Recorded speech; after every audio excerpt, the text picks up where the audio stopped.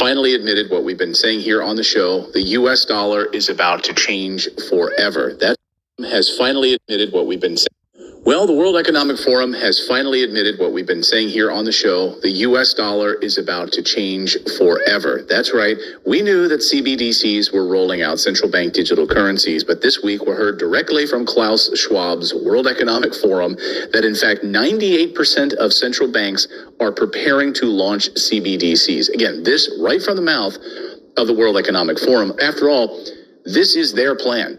They've wanted to take away control of the monetary system, get it out of the hands of individual sovereign governments, individuals, and put it in the hands of Wall Street and larger banks.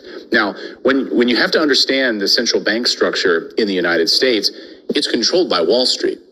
This is the goal, is to allow those big multinationals to control the money supply. Get it out of the hands of the U.S. Treasury. Take that power away from Janet Yellen in the U.S. Treasury. Take it away from individual governments. Put it in the hands of a few massively large banks. And this all comes on the same week that we also saw more bank collapses in the United States, more seizures of banks, and massive amounts of U.S. deposits drying up in banks. See how this happens? All of these smaller banks get gobbled up by the big guys. So the J.P. Morgans, you have the Wells Fargos, Bank of America, you have Deutsche Bank, and these few massive large banks control the entire process. So let's go through what the World Economic Forum is saying here, which is startling, but we knew this was coming. So get ready, guys, to have no cash anymore. Get ready to have a digital ID, a digital wallet that will control everything. Now, I know some of you might be saying, that's fake news. Well, frankly, you don't know what you're talking about. I've been studying and tracking this for a very long time. I point you to my deep dive interviews here with Whitney Webb, who's one of the foremost authorities on tracking all of the structure of these CBDCs. And it's startling. The control is coming, guys. I mean, think about their ability to track everything you're doing through a digital ID on your phone. Okay, they'll be able to watch your carbon footprint. Oh, you've traveled too much this month. So no, you are not allowed to buy gasoline anymore for this month until the calendar resets for the month because you've driven to see grandma too many times, or you've been on the road too much, or you've flown too much, or you've bought too much meat, right? This is the ridiculousness that we're currently facing right now, but they'll be able to track every transaction.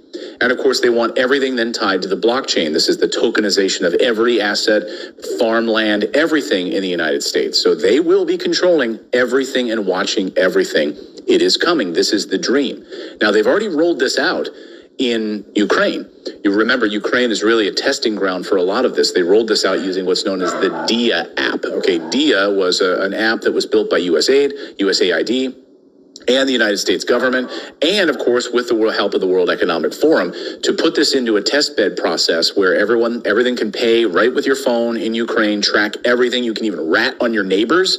That's right, built inside the application. This is like 1984 level stuff here, guys. And we don't know how all of this is going to come together, but we do know the goal.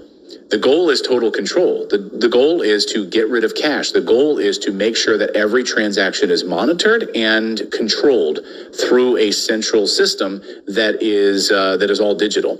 So the organization that argues that wholesale CBDCs, which are restricted to large transactions between financial institutions, could address banking industry challenges related to interbank payments and securities transactions. So according to the World Economic Forum, they say that CBDCs are poised to improve our cross-border transactions. Of course, that's how they're pitching it, right? That, the amount of time that it takes for wires to happen, and I agree with this. I will agree that the process of sending wires right now is a disaster. It's like 7 or 8 different steps to confirm you're sending a transaction, then it's sending an information back, then it's going back and forth and back and forth and back and forth. So cross-border transactions should be dramatically improved. But is this the answer? Where we remove cash and we put it instead in the control of central banks so that we don't have a physical representation of currency anymore. We simply have a digital representation of some sort of an international world currency.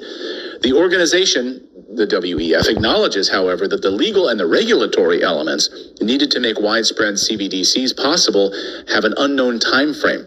So again, 98% of central banks are preparing to launch this, but you have certain states in the United States which are pushing back against this. I mean, you have Florida, for instance, saying no CBDCs, and you're going to have other countries that are going to say no to this. So I think we're really heading for an interesting moment right now with our monetary policy and entering this next phase. But we've been warning.